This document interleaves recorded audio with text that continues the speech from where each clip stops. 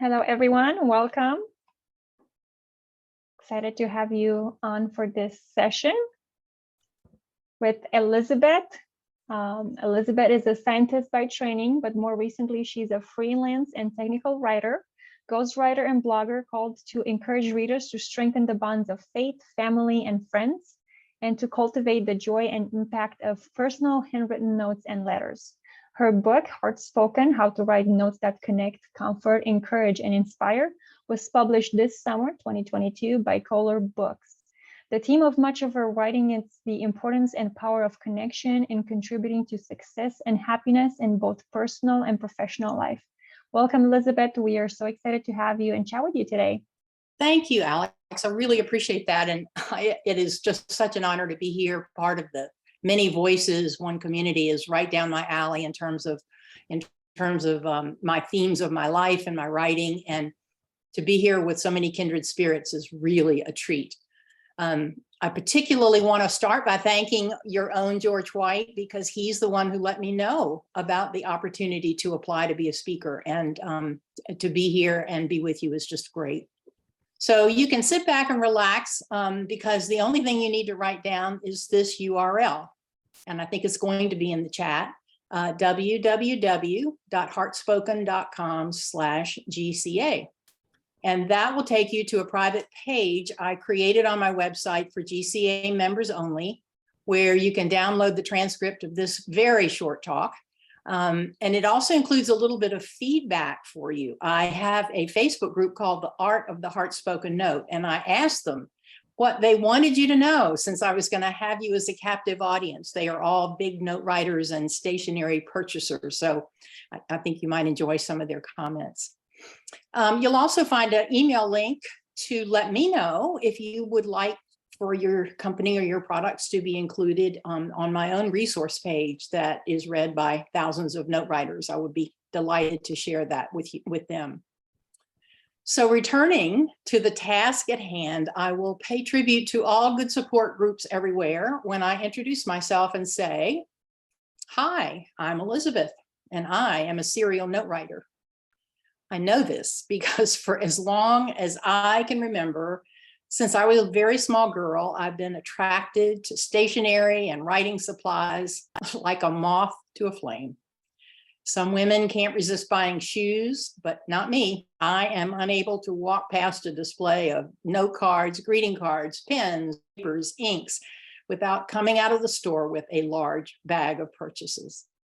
The allure of writing on a fresh note card, a fresh piece of paper, is visceral.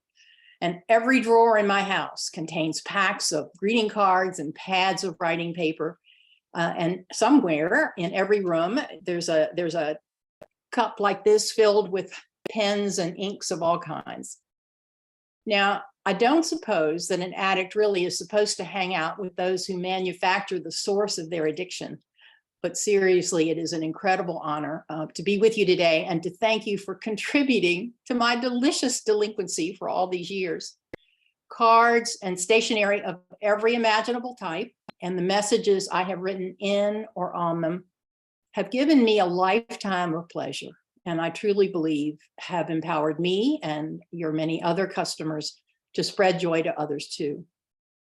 Cards and papers are your art, and the words that I write on them are mine. So here's what I believe about all of us. We are hardwired for connection. And those connections don't just exist, they have to be cultivated and nourished. So the first time I ever ran across this idea was from social scientist and TED Talk phenom, Dr. Brené Brown. And it got me thinking about the essential connections in my own life. And while they may not be the same as yours, mine are my connections with God, with others, with self, and with nature. The one we're here today to celebrate is our connection with others. And if we didn't believe it before, the isolation of the pandemic has certainly shown us how much we need connection and how resourceful we can be in finding creative ways to strengthen it. But I am hard-pressed to find any connection tools more accessible, more affordable, more meaningful, or more impactful than pen and paper. So let me tell you a story. Many years ago, when my husband John was a busy young physician in a rural community, he pulled out some stationery that he rarely used for anything other than professional writing, and he wrote a letter to a local pharmacist who was retiring. John thanked him for all the times he had helped patients with free or reduced cost medicine when he found out the patient had no resources, for all the times he had personally delivered medications to someone's home after hours. In that letter, my husband recalled a time when the pharmacist had discreetly picked up the phone and called him to question a dosage on a prescription he had written, a kindness that saved my husband from making a mistake that could have hurt a patient in his care. And of course, he congratulated the pharmacist on his retirement. Fast forward quite a few years later, when the pharmacist died at age 91, at the funeral home, we were in a long line of visitors waiting to pay our respects, when all of a sudden, one of the adult children broke out of the family group in the front and came straight up to my husband. With tears in her eyes, she took his hand and said, "Dr. Cottrell, thank you so much for being here tonight. Daddy thought the world of you, and when we were going through his things this week, we found the note you wrote him when he retired. It was in his Bible. It was in his Bible. It had been read and reread and treasured. What else but a personal note, written, stamped, addressed, and mailed, could have that kind of lasting impact? And not just on that one person. Through that letter, the pharmacist's 5 children, their spouses, and his many grandchildren had a glimpse of the kind of man their father and grandfather was: generous, kind, and devoted to his profession. So a lot of people say, well, how on earth did you happen to write a book about note writing at the tender age of 70? But it was actually a note from a stranger to me that was the lightning bolt that changed my appreciation for the potential of personal notes forever. Now, I've always written notes because that's what we were taught to do when I was growing up in the 1950s.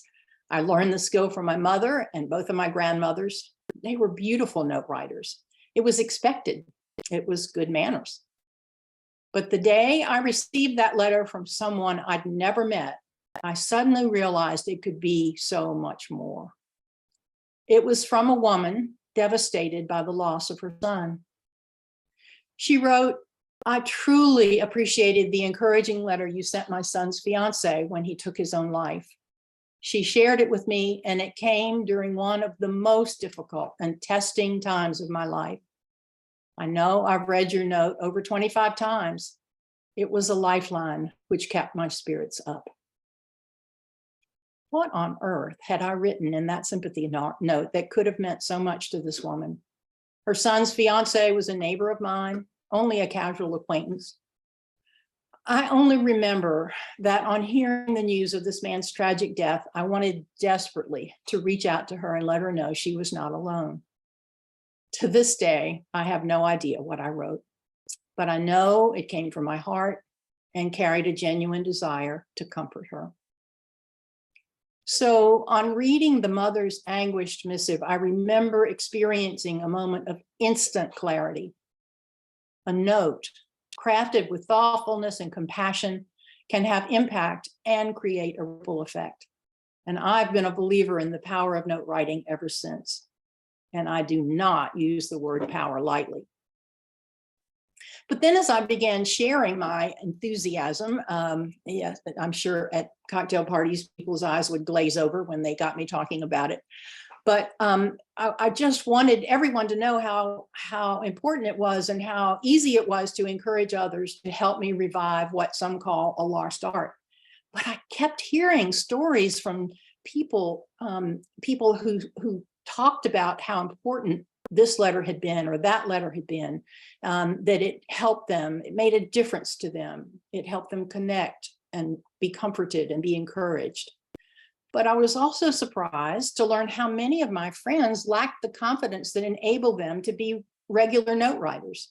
I wish I could write like you do. I wish I could have the words more easily. I never know what to say. I'm so afraid I'll say the wrong thing. Your industry has done so much to help those who seek support, encouragement, and confidence to convey what's in their heart to someone in need. So on behalf of note and letter writers everywhere, I thank you. Now, some of you may have heard this story, but if not, you'll enjoy it. There was a man named Joseph Samuel Girard who made it into the Guinness World Book of Records for being the best car salesman in the world, specifically for selling 1,425 cars in 1 year, 1978. And he did it with greeting cards. He wrote a thank you note shortly after selling each vehicle, and then he sent another personal handwritten card every few months, always short and warm, just to let his customers know they were remembered, wishing them well or pledging assistance with anything related to their purchase. Naturally, the next time they needed a vehicle or had a friend looking for a vehicle, Joe's name was the one who came to mind. Joe was a master at building and nourishing those important connections, and he made not only good customers, but lasting friends. And the tools you create enable him to do it. So all I really want for you to take away from me today is the reminder that your work, your creativity, your designs, your products are absolutely essential to a world filled with people desperately in need of strengthening the essential connections in their lives. They are time-honored tools drawing on a history of personal note writing that goes back at least 2,500 years. That you make it easier and much more fun to reach out and touch someone by mail, even when we're separated by miles or by COVID. Please ignore the naysayers and those who would proclaim the handwritten note or card is doomed by the myriad of time-saving digital technology offerings. Millennial writer Carolyn Cox, in a New York Times op-ed piece, declares the continued relevance of exchanging handwritten correspondence in our digitized daily lives is somewhat of a marvel. We have texting, email, WhatsApp, social media, and numerous other means to constantly keep in touch. Nevertheless, cards, in their own analog, inherently unhurried nature, endure. Millennials get a bad rap for ghosting in relationships and flaking on plans, but we still crave the sort of connection and meaning that can't be found in breathless small talk while catching up or inside a blue text bubble we read alone in the dark. My own daughter and many of her friends, all high-level professionals, have embraced greeting cards and handwritten messages as important tools for building and sustaining their most valued relationships, both personal and professional. I believe it is not a lost art, and I will spend the rest of my life in partnership with creators like you, turning that belief into a movement. Your products do so much more than just brighten someone's day. As Jake Weidman, master penman and artist, believes, what we create carries our legacy. Legacy is the passing and preserving of values, wisdom, and even affection from one generation to the next. And when it comes to art, I believe the pieces that best carry a legacy are the ones that are shaped by the disciplines of the past, in the hands of the artists of the present, for the benefits of future generations. Today, I would suggest that what you create is not only carrying your legacy, but it is putting in the hands of each of your customers the potential to create their own legacy. So go forth and prosper. Continue your vital mission of inspiring, enthralling, enchanting, and empowering us all with your art and creative vision, your colors, your textures, your scents. Let's work together to create as many serial note writers as possible, because the world needs all of us. Thank you.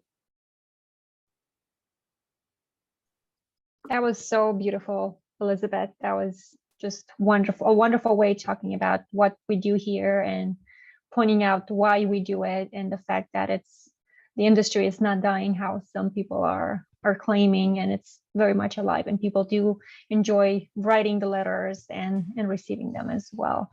Do we have any questions for Elizabeth while she's here? a lot of wonderful comments for the session. Everybody was just blown away by the wonderful words you had to say about the industry and everyone that's a part of it. Well, just remember them the next time you're in the middle of some crazy fire putting out. We do have a question from George. How can we get your message of the power of no writing into the schools? That's a great question. That is a fascinating question. And a couple of us in our group have actually been talking about that. Of course, what it would take would be to coordinate it with the standards of learning in each state to make sure that it would fit in. But I can imagine that you could have a module where they would learn to write notes, but it would incorporate geography and obviously English and even math and some other topics. So George, I think it's a great idea, and I appreciate your bringing it up. I'm open to continue thinking about that. Any other questions for Elizabeth? Tracy's comment is right on about teaching in school how to address an envelope. I mean, I had to teach my kids how to address an envelope at an embarrassingly old age. It's there for them. But I mean, it's a skill that they just don't know. So I think there's a role for the Postal Service in this too. The Postal Service session is actually the same time as this one, but that's another potential partner. Scholastic did a thing with the Postal Service in the schools a few years ago that had a note writing component to it, but maybe there might be something there. Scholastic still has book fair, so could be something there. There you go. I love the idea.